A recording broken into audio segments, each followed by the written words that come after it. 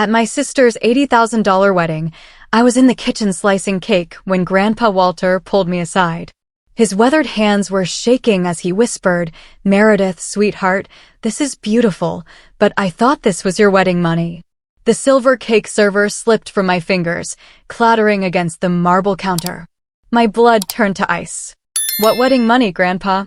His eyes, the same hazel as mine, filled with confusion and something that looked like dawning horror. "The $85,000 Grandma Rose left specifically for your wedding. I sent it to your parents 2 years ago when you got engaged to Marcus." That's when I knew my family had stolen my grandmother's dying wish. If you've ever felt betrayed by the people who were supposed to protect you, stick around. Because what happened next changed everything. And if this story resonates with you, please drop a comment telling me where you're watching from, hit that like button, and subscribe to Revenge with Nick for more stories about family betrayals and the justice that follows. My name is Meredith Hayes, and I'm 26 years old. For most of my life, I believed I was the lucky one in my family. Independent, capable, the one who didn't need help. I had no idea that my greatest act of love had been turned into my greatest betrayal.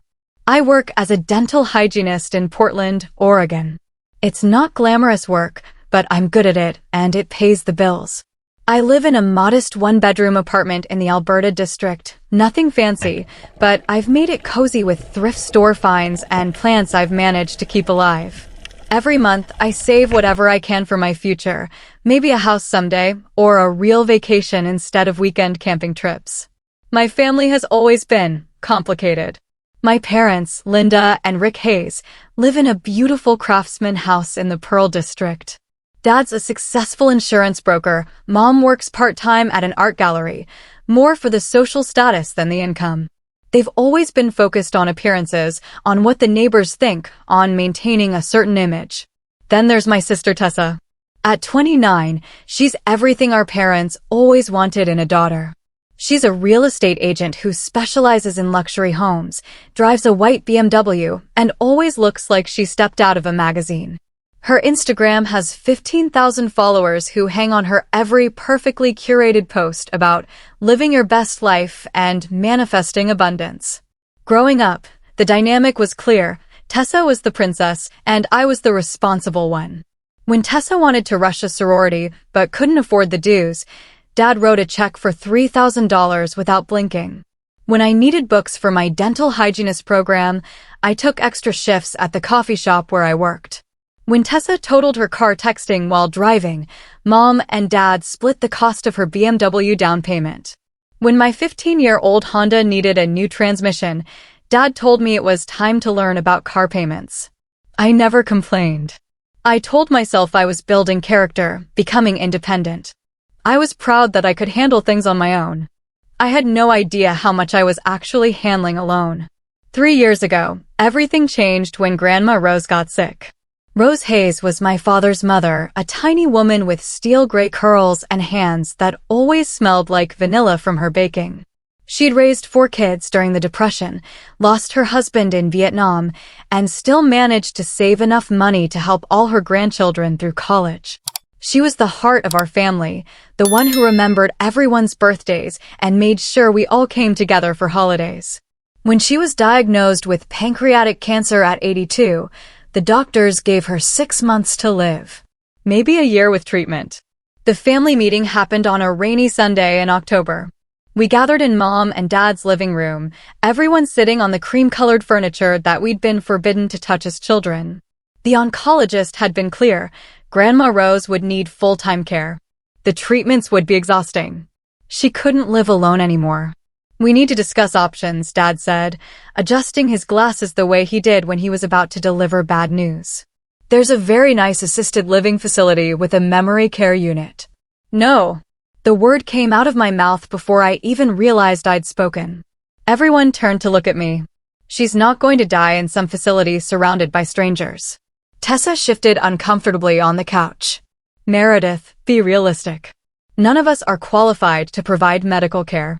She needs professionals. She needs her family," I said, my voice getting stronger. "She took care of all of us. Now it's our turn." Mom wrung her hands. "Sweetheart, it's not that simple. The insurance covers some home health 8 hours, but someone would need to be there full time. We all have commitments. I looked around the room. Dad checking his phone. Mom worried about her gallery schedule. Tessa already mentally calculating how this would impact her real estate showings. I'll do it, I said. The room went quiet except for the sound of rain against the windows. Honey, Mom said carefully, you have your job. Your own life to think about. I'll figure it out. I was already making lists in my head. I can take a leave of absence. Move in with her. We can convert her den into a bedroom on the ground floor, so she doesn't have to use the stairs. Tessa looked at me like I'd suggested moving to Mars. Meredith, that's crazy. You can't just put your life on hold for 6 months. What about your career? Your relationship with Marcus? Marcus was my fiancé at the time, a sweet guy I'd met in college who taught 5th grade and dreamed of writing the next great American novel. We'd been engaged for 8 months, planning a small wedding for the following spring. Some things are more important than career advancement, I said, though the words felt hollow even as I spoke them. I'd just been offered a promotion to office manager at the dental practice where I worked. Better pay, regular hours, health insurance that would actually cover decent prescriptions. But what about, Tessa started. I said I'll do it. My voice cut through the room with a finality that surprised everyone, including me. Dad cleared his throat. Well, if you're sure, Meredith. We'll help however we can, of course. But we all knew what that meant. They'd help by staying out of the way. Moving in with Grandma Rose was like stepping back in time. Her house in the Laurelhurst neighborhood was a 1920s Tudor that she and Grandpa James had bought when Dad was just a baby. Every room held decades of memories. The kitchen table where she'd taught me to make pie crust, the living room where she'd read me stories, the garden where she'd shown me how to grow tomatoes. The first month was the hardest. I had to quit my job. There was no such thing as extended medical leave at a small dental practice. I gave up my apartment, putting my furniture in storage and moving into the tiny guest room next to Grandma's bedroom. Marcus helped me move, but I could see the worry in his eyes. Are you sure about this? He asked as we carried boxes up the narrow stairs. 6 months is a long time. It won't be that long, I said, though we both knew I was lying. Cancer doesn't follow neat timelines. The days began blending together. Mornings started at 6 a.m. with medications, a rainbow of pills that had to be taken with food, without food, 2 hours apart, exactly 12 hours apart.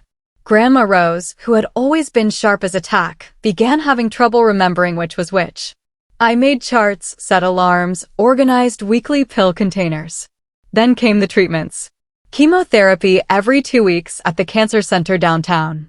I'd pack a bag with snacks, magazines, her favorite blanket, and we'd sit in those terrible vinyl recliners for 4 hours while poison dripped into her veins, hoping it would kill the cancer before it killed her. The side effects were brutal. Nausea that lasted for days. A mouth so sore she could only eat ice chips and broth. Exhaustion so complete that she'd fall asleep mid-sentence. Hair loss that made her cry when she saw herself in the mirror. I look like an alien, she whispered one morning, touching her bare scalp. You look like my beautiful grandmother, I said, helping her tie on the silk scarf we'd bought in the hospital gift shop. Besides, now I can see your perfect head shape. Very distinguished. She laughed, but her eyes filled with tears. What would I do without you, sweetheart? The nights were the worst. Cancer pain doesn't follow office hours. I'd wake up to hear her crying, trying to muffle the sound so she wouldn't bother me. I'd make warm milk with honey, help her to the bathroom, sit by her bed until she fell back asleep. Some nights, we'd watch old movies on her bedroom TV, classic musicals from the 1950s that reminded her of being young and healthy and in love. Your grandfather and I danced to this song at our wedding, she'd say, watching Gene Kelly spin across the screen. He was such a terrible dancer, but he tried so hard to impress me. I'd hold her hand and pretend I wasn't calculating medication schedules in my head. Meanwhile, the rest of the family carried on with their lives. Dad stopped by every Sunday after church, staying exactly long enough to ask how she was feeling and comment on how tired I looked. Mom sent care packages, fancy soups from Dean and DeLuca that Grandma Rose was too nauseous to eat. Tessa's visits were the most painful. She'd sweep in wearing her designer workout clothes, fresh from a yoga class or a client lunch, bringing enormous flower arrangements that made Grandma Rose's allergies worse. "You're such a saint, Meredith," she'd say, air-kissing my cheek while staying carefully away from the medical equipment. "I honestly don't know how you do it. I could never handle all the medical stuff." She'd stay for exactly 20 minutes, taking Instagram photos of herself holding Grandma Rose's hand, cherishing family time with my beloved grandmother #family first #blessed, and then disappear back to her glamorous life. "She's busy," Grandma Rose would say after Tessa left, but I could see the hurt in her eyes. "Building her career. It's important for young people to focus on their futures. Your health is more important than any career," I'd reply, fluffing her pillows and pretending my own future wasn't disappearing one sleepless night at a time. Marcus tried to be understanding, but I could feel him slipping away. Our phone calls grew shorter, less frequent. When he did visit, he seemed uncomfortable around the medical equipment, the pill schedules, the reality of what caregiving actually looked like.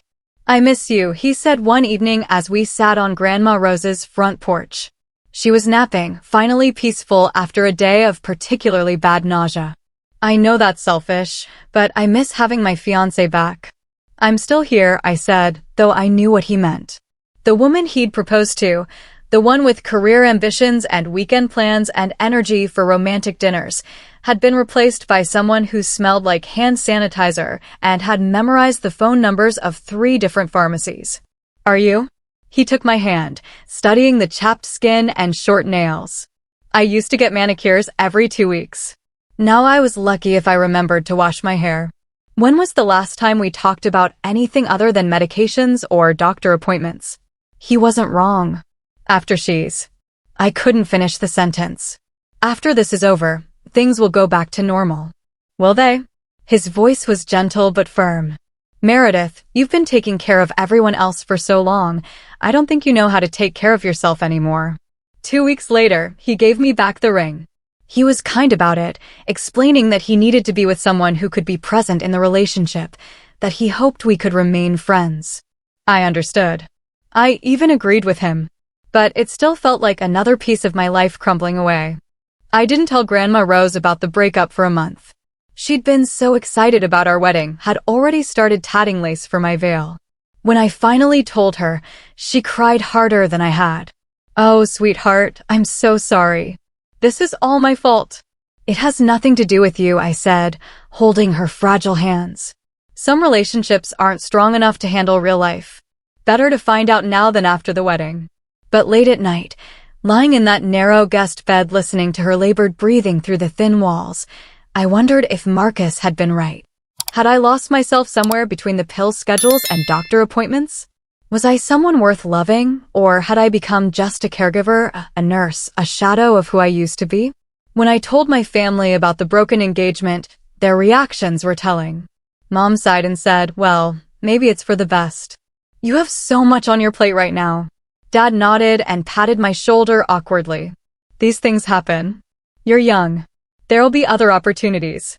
Tessa, however, had opinions. "I'm not surprised," she said, examining her freshly manicured nails. "I mean, what guy wants to compete with a sick grandmother for attention? You've basically turned into a full-time nurse. That's not exactly sexy." "She's dying, Tessa. I know that. But you can't sacrifice your entire life. There are professionals who do this kind of thing. It's not fair to expect Marcus to put his life on hold too." I stared at my sister, wondering when she'd become so cold. No one asked him to put his life on hold. Didn't they? "You're never available anymore.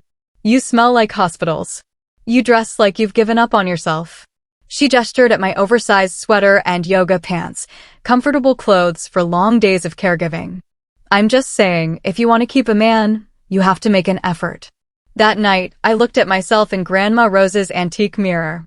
Tessa wasn't entirely wrong. I had lost weight. Caregiving didn't leave much time for regular meals. My hair was pulled back in a perpetual ponytail. My skin was pale from spending all my time indoors. When had I become so invisible? But then I looked through the doorway at Grandma Rose, sleeping peacefully for the first time in days, and I knew I'd made the right choice. Some things mattered more than appearances. Some love was worth sacrifice.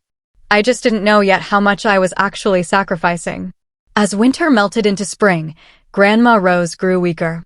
The chemotherapy wasn't working anymore, and the doctor gently suggested it was time to think about comfort care instead of cure. "I want to die in my own bed," she told me one April morning as we sat in her garden, watching the cherry trees bloom. "Surrounded by my things, by the people I love." "You're not dying anytime soon," I said automatically, though we both knew it wasn't true. She smiled and squeezed my hand. "Sweetheart, we need to talk about some things. About the future. About you." That's when she told me about the money. "Your grandfather and I, we were savers," she said, her voice getting tired from the effort of talking. "Depression-era people, you know. We always put away a little bit, even when times were hard. After he died, I kept saving. I wanted to make sure all my grandchildren had something to help them start their lives. I knew she'd helped pay for college for all of us, but I'd never thought about what else she might have set aside. I've been watching you, Meredith.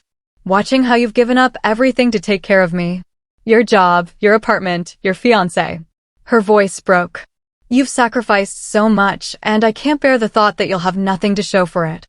"Taking care of you isn't a sacrifice," I said, though my voice cracked.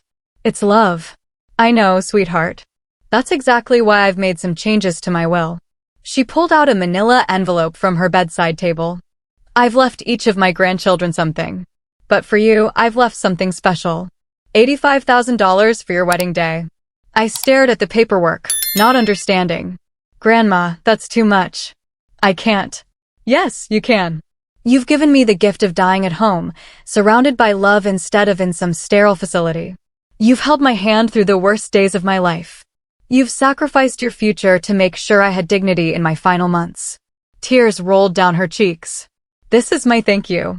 When you find the right person, someone who deserves you, I want you to have the wedding of your dreams." "But Tessa has visited twice in 8 months. Twice." Her voice grew firm despite her weakness. "She's made her choices, just like you've made yours. This money is specifically for you, to honor what you've done for me. She made me promise to tell Grandpa Walter about the fund, to make sure the money went to the right place when the time came." 3 weeks later, on a sunny morning in May, Grandma Rose died in her sleep. I was holding her hand, reading her favorite poetry, when her breathing simply stopped. It was peaceful, quiet, the kind of death she'd wanted. At the funeral, everyone talked about what a saint I'd been, how devoted, how selfless. Tessa cried dramatically and posted a long Instagram tribute about my amazing grandmother who taught me about strength and grace. The comments poured in, "You're such a good granddaughter. She was so lucky to have you." But I noticed that in all the photos from the reception, Tessa was front and center while I stood in the background, exhausted and hollow-eyed, invisible even in my grief. After the funeral, I had to rebuild my life from scratch. I'd been out of work for 8 months, nearly impossible to explain in interviews. My savings were gone, spent on supplements and comfort items insurance didn't cover. I was 25 years old with no job, no apartment, no fiancé, and no clear path forward. I moved back in with my parents temporarily, sleeping in my childhood bedroom with its faded purple walls and high school trophies. It felt like regression, like I'd somehow failed at being an adult. "It's just until you get back on your feet," Mom assured me, but I could see the strain in her eyes. Having their grown daughter living at home didn't fit their carefully curated image. Finding work was harder than I'd expected. The dental field is small, and 8 months away had cost me momentum. I finally found a position at a clinic in Gresham, a 40-minute commute that paid $3 less per hour than my previous job. "It's a start," Dad said when I told him about the offer. "You can build back up from there." But building back up felt impossible when I was starting from below zero. I found a studio apartment in a building that had definitely seen better days. Thin walls, unreliable heat, a Murphy bed that stuck when you tried to fold it up.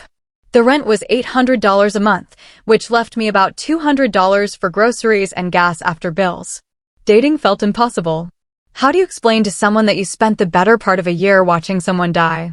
That you're 26 and starting over from scratch?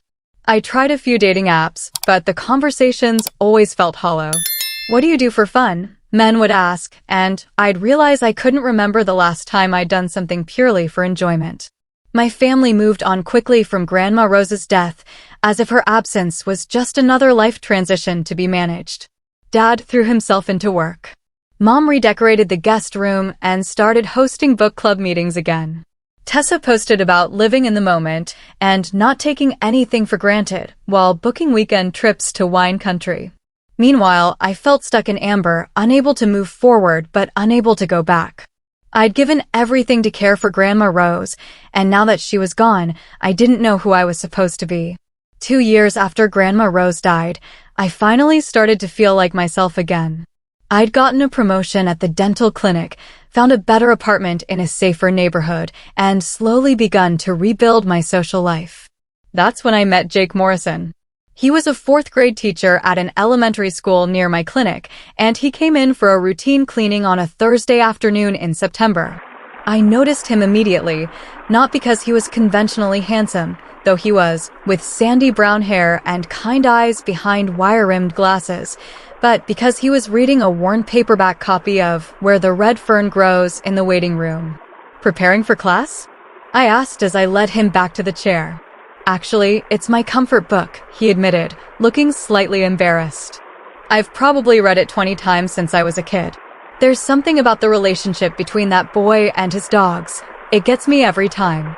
We talked throughout the cleaning about books, about teaching, about the small moments that make life meaningful. He told me about his students, how 4th grade is this perfect age where kids are old enough to have real conversations, but young enough to still believe in magic. I found myself laughing for the first time in months. I have to ask, he said as I was finishing up. Would you maybe want to get coffee sometime? I promise I'll talk about something other than 10-year-olds. Our first date lasted 6 hours. We met for coffee at 2 p.m. and ended up at a 24-hour diner at 8 p.m., still talking. Jake was everything Marcus hadn't been: present, engaged, genuinely interested in who I was as a person rather than who I might become for him.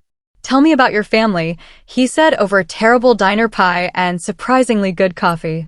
I found myself telling him everything, about Grandma Rose, about the months of caregiving, about losing Marcus, and having to rebuild my life. I waited for his eyes to glaze over, for him to check his phone, for the familiar signs that I was sharing too much too soon. Instead, he leaned forward.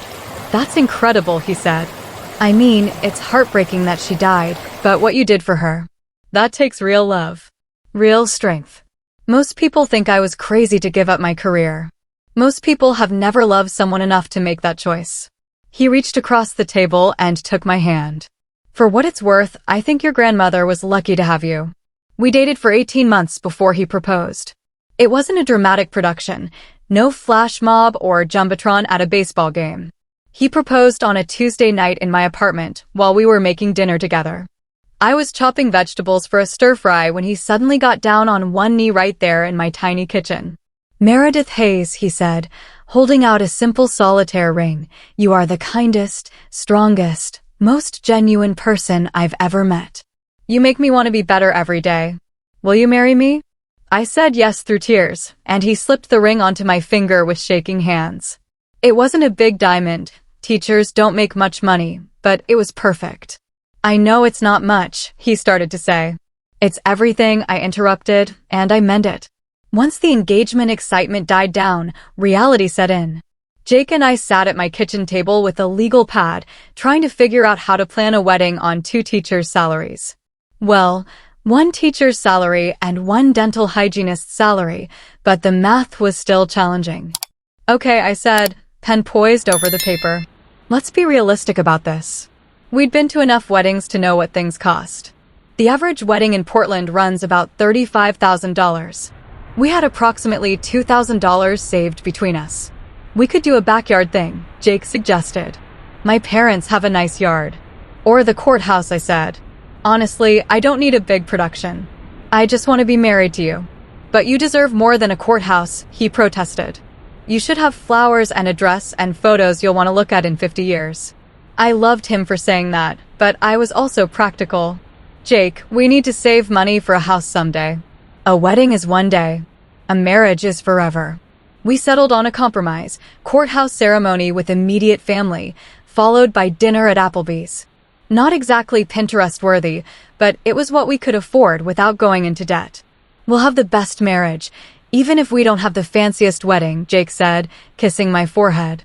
I believed him. I just didn't know that my family had other plans. When I told my parents about our engagement, their reaction was lukewarm. That's nice, dear, Mom said, examining the ring with the same expression she used when looking at questionable art at the gallery. He seems like a good man. Very practical, Dad added. Teachers have excellent benefits. Steady income. It wasn't exactly the enthusiastic response I'd hoped for, but it was what I'd expected. Jake didn't have the earning potential or social status they preferred for their daughters. Tessa's reaction was more direct. A teacher, she said when I showed her my ring at Sunday dinner. Meredith, you could do so much better. You're pretty, you have a good job, you're still young. Why are you settling? I'm not settling. I'm in love. Love doesn't pay for private school tuition or nice vacations. She examined her own manicured nails. Trust me, I learned that lesson with my first boyfriend. Money might not buy happiness, but it sure makes life easier. I bit back my response. Tessa had never been with anyone long enough to learn about real love, the kind that shows up during chemo appointments and doesn't flinch at medical equipment. We're planning a small ceremony, I said, changing the subject. Just family. Maybe dinner after. How small? Mom asked. Courthouse. Then Applebee's. The silence stretched uncomfortably. Well, Dad finally said, that's certainly budget conscious. We're saving money for a house, I explained, feeling defensive. Of course, Mom said in the tone she used when she was trying not to say something critical. That's very responsible of you. Later, I'd realized they were already calculating, already planning, already deciding how my small, humble wedding would reflect on them and how they could use it to justify their choices. 6 months after Jake and I got engaged, Tessa dropped her bombshell at Sunday dinner. We were halfway through Mom's pot roast when Tessa suddenly stood up, holding her wine glass like she was about to make a toast. I have an announcement, she said, her smile so bright it could have powered the house. She extended her left hand, and there it was, a diamond so large it was almost vulgar, surrounded by smaller stones in an elaborate setting that probably cost more than my car. David proposed, she squealed. The room erupted. Mom screamed and jumped up to hug her. Dad started asking about the proposal details. Everyone was talking at once, examining the ring, taking pictures.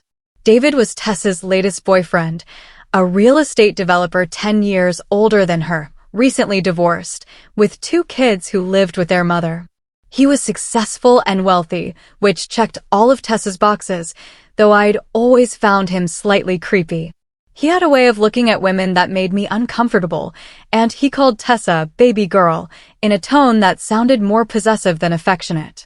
Tell us everything, Mom demanded, pulling out her phone to take photos of the ring. He took me to the coast for the weekend, Tessa gushed. We stayed at the Stephanie Inn. You know, the one that's $500 a night?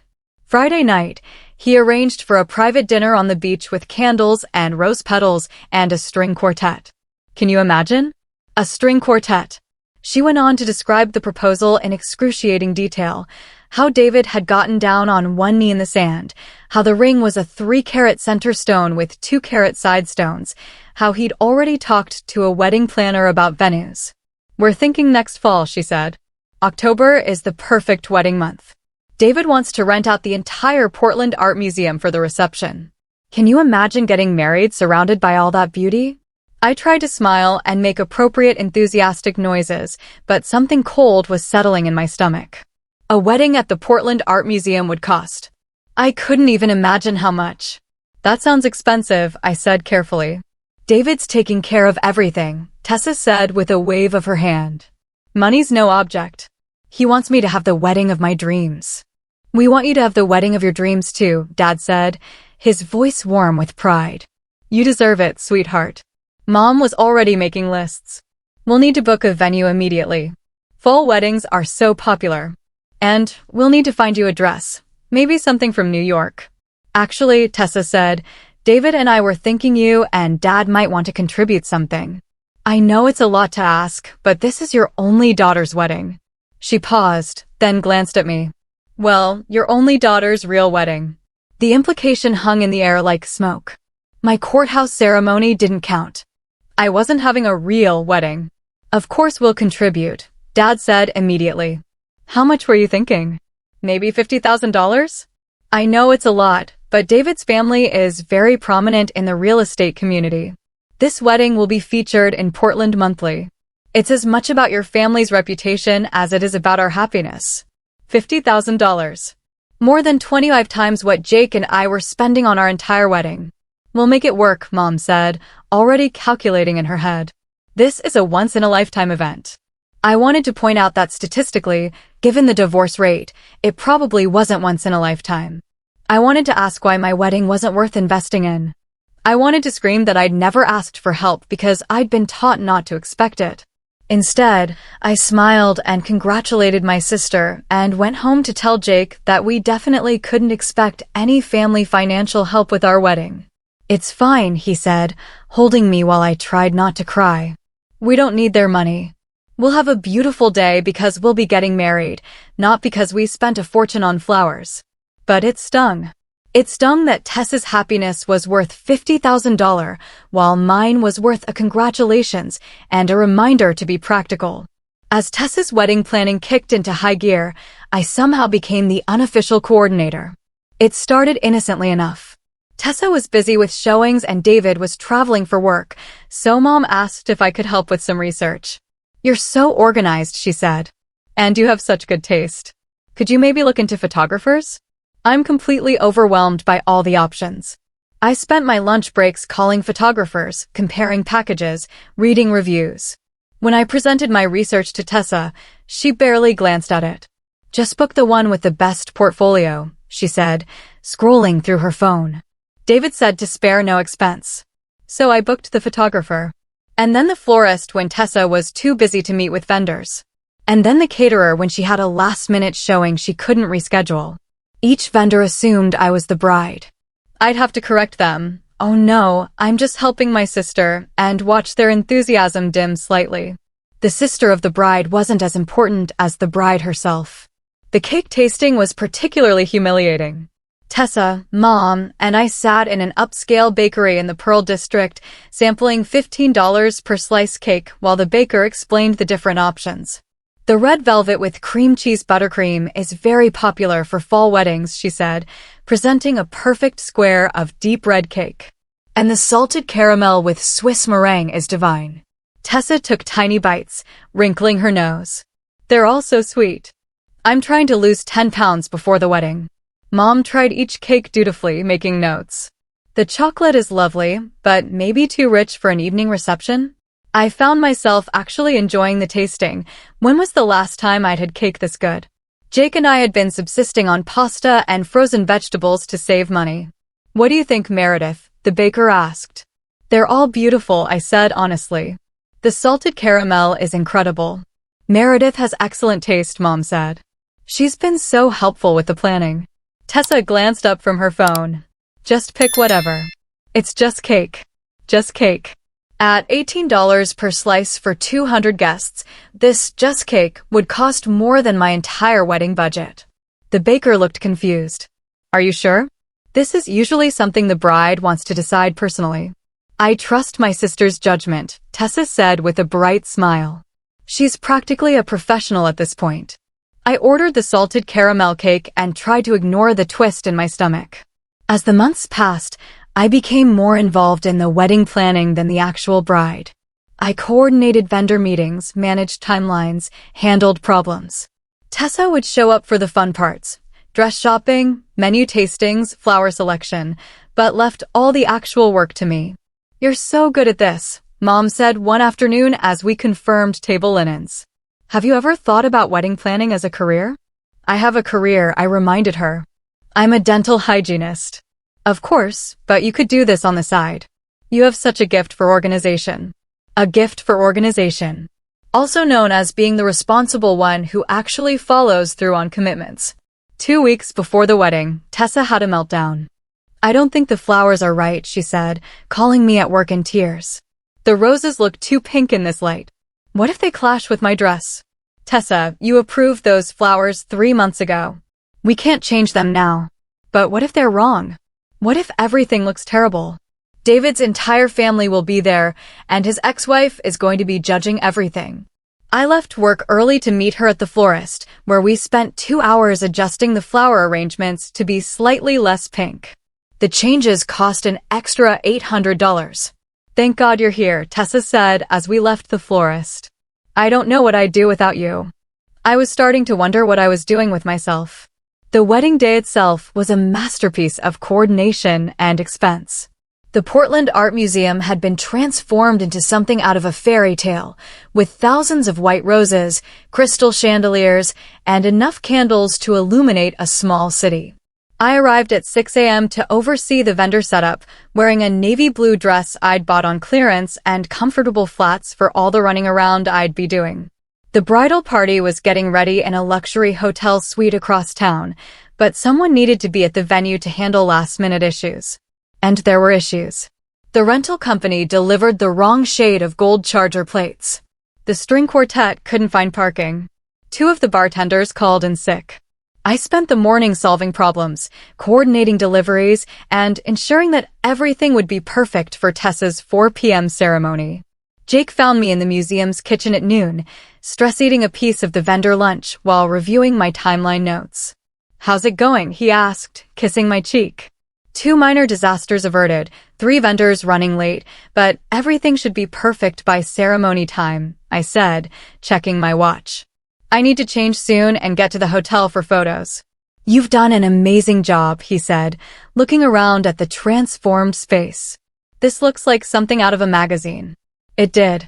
The ceremony space was breathtaking, an altar of white roses and greenery framed by the museum's soaring windows, with 200 gold chairs arranged in perfect rows. The reception hall glittered with crystal and candlelight, every detail executed flawlessly. What did this cost? Jake asked quietly. More than we want to know, I said. But Tessa deserves to be happy. I believed that, even as part of me wondered why my happiness was worth so much less. The bridal party photos were a study in contrasts. Tessa looked absolutely stunning in her $8,000 dress, surrounded by 6 bridesmaids in matching $300 gowns. As the maid of honor, I'd been included in the photos, though I felt like a fraud standing there in my clearance dress among all that designer finery. You look beautiful, Tessa said, though I caught her glancing at my dress with slight concern. Thank you for everything you've done. I know it's been a lot of work. It's been worth it, I said, and mostly meant it. Despite everything, I loved my sister and wanted her to be happy. The ceremony was perfect. David looked handsome in his custom tuxedo, Tessa was radiant, and the music and flowers and lighting all came together exactly as planned.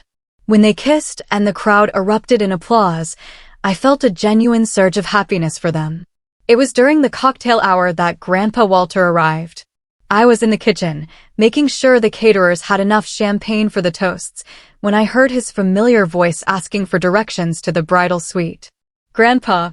I rushed out to hug him, genuinely thrilled to see him. At 78, he was still tall and distinguished, with silver hair and the kind of commanding presence that came from decades of running his own construction business in Nashville. Meredith, sweetheart, he said, holding me tight. You look beautiful. Though you look tired, have you been getting enough sleep?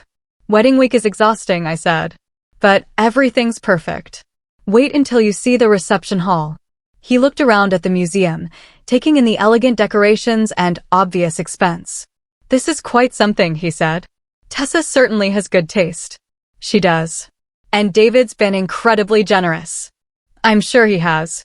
Something in his tone made me look at him more closely, but before I could ask what he meant, Mom appeared to whisk him away for family photos. The reception was everything Tessa had dreamed of. The food was exceptional, the band was perfect, and the centerpieces looked like something from a royal wedding. I spent most of the evening coordinating with vendors and solving minor problems, but I managed to steal a few moments to dance with Jake and enjoy the celebration. It was near the end of the evening, when I was in the kitchen helping package leftover cake for guests, that Grandpa Walter found me. "There you are," he said, watching me carefully wrap slices of the salted caramel cake I'd chosen months earlier. "I've been looking for you. Sorry, I've been running around all night making sure everything goes smoothly." He was quiet for a moment, watching me work. "Meredith, this is beautiful," he said finally. "The whole wedding is beautiful. But I have to ask. I thought this was your wedding money." My hands stilled on the cake box. "What?" "The $85,000 I sent your parents 2 years ago. When you got engaged to that Marcus fellow, your grandmother and I were so excited. She made me promise to send the wedding fund she'd set aside for you." His voice was gentle but confused. "I thought this was for your wedding." The cake server slipped from my fingers, clattering against the marble counter. The noise seemed impossibly loud in the sudden silence. "What wedding money, Grandpa?" His face went pale. "The money Grandma Rose left specifically for your wedding. The $85,000 I wired to your parents' account 2 years ago when you got engaged." The kitchen started spinning. I never got any money." "What do you mean you never got it?" "I sent it directly to your father with explicit instructions that it was for your wedding expenses." My mouth felt dry. "Grandpa, I'm getting married in a courthouse next month. We're having dinner at Applebee's afterward. We budgeted $2,000 for the whole thing." The color drained from his face completely. "Oh my God," he whispered. "What have they done?" That's when I knew. Standing in that museum kitchen, surrounded by the remnants of my sister's $80,000 wedding, I finally understood what had happened. They had stolen my grandmother's dying wish and used it to pay for Tessa's fairy tale. I had spent months planning and coordinating and perfecting a wedding that was funded by money specifically left for me. Money meant to honor my sacrifice, my love, my devotion to the woman who had raised us all. I had literally served cake at my own stolen wedding. "I need to sit down," I said, my legs suddenly unsteady. Grandpa Walter guided me to a chair in the corner of the kitchen, his hands shaking almost as much as mine. "Tell me exactly what happened," he said. "When you got engaged to Marcus, I called your father immediately. I was so excited. Rose had been planning for this day since you were little. She wanted you to have everything she never could." "I never knew," I whispered, "about any of it. I wired the money directly to their account the next week. $85,000. I told your father it was specifically for your wedding expenses, that it was Rose's final gift to you for taking care of her." His voice cracked. "When you and Marcus broke up, I told your father to keep the money safe until you found someone else. I said it would wait for you, no matter how long it took." The pieces were falling into place with horrible clarity. 2 years ago, when I'd gotten engaged to Marcus and broken up with him 6 months later. When Tessa had started dating David. When my parents had suddenly become enthusiastic about contributing $50,000 to Tessa's wedding. "They told me they were contributing $50,000, I said. "They had $85,000, Grandpa Walter said grimly. "Your money." Through the kitchen service window, I could see the reception winding down. Tessa was laughing with David's business partners, radiant in her expensive dress. Mom and Dad were making the rounds, accepting compliments on the beautiful wedding they'd helped provide for their daughter. My phone buzzed with a text from Jake. "Ready to head home? You've been amazing tonight. Can't wait to marry you next month." Next month. Our tiny courthouse ceremony that I'd convinced myself was romantic and meaningful. Our Applebee's reception that I'd told myself was about priorities and practicality. "I planned this whole wedding," I said, the words feeling strange in my mouth. "I chose the flowers, booked the vendors, tasted the cake. I've been coordinating this for months." "With your own money," Grandpa Walter said, his voice tight with anger. "Money that was meant to give you everything you've given everyone else."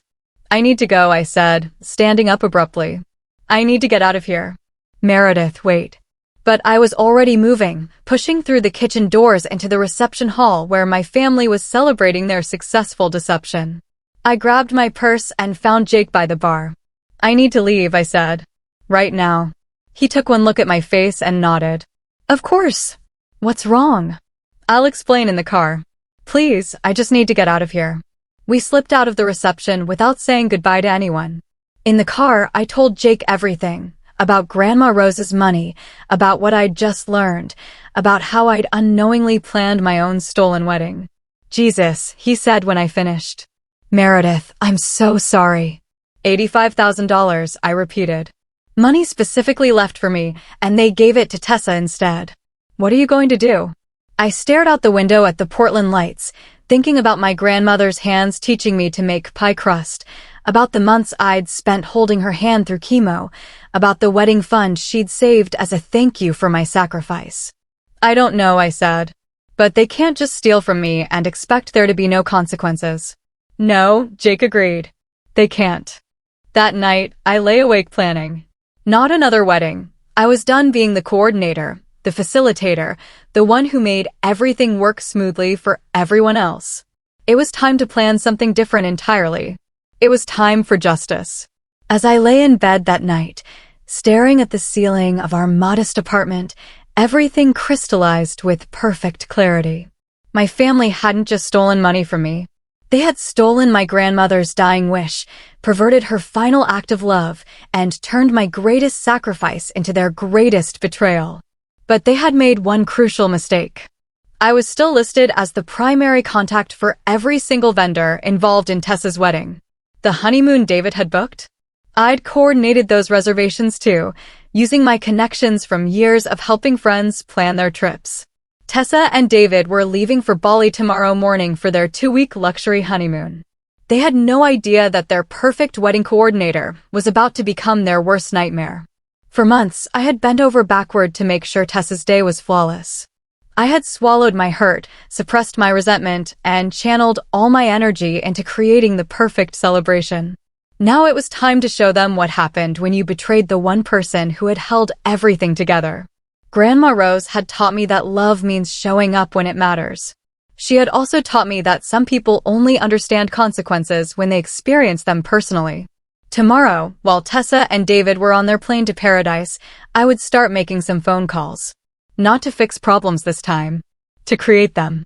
If you've made it this far, thank you for listening to my story. What happens next? Well, let's just say that sometimes the wedding coordinator holds all the power, and Tessa was about to learn exactly what that meant. Don't forget to like this video and subscribe to Revenge with Nick for part 2, where I show my family exactly what justice looks like when you push the wrong person too far. Trust me, you won't want to miss what comes next. Because stealing from someone who's spent their whole life taking care of everyone else? That's not just cruel. It's stupid. And I was about to prove it.